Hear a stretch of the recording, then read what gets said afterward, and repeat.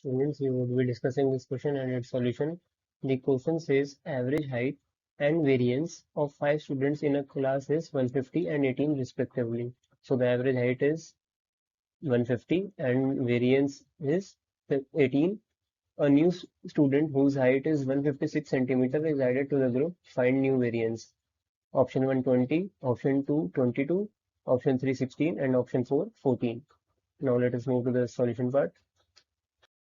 So the correct answer is option 1, not 4. Here's a misprint.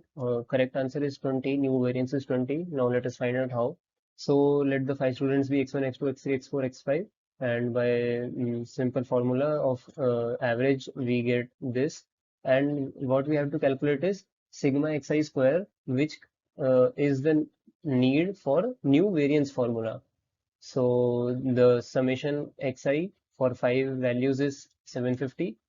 And we have applied this formula to calculate the sigma xi square for 5 values. So which comes out to be 112590, and this is needed in new variance formula. So the coming back to the new average, the height was given 156 and the old average was till x5 was 150. So and the summation for xi5 was 750. 750 plus 156 divided by 6, we get new mean 151, which is now the 6 students average height.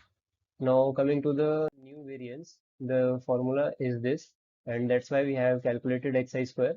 So the putting on the values 112590 plus 156 whole square divided by 6 minus 151 whole square, we get 22821 minus 22801, which comes out to be 20.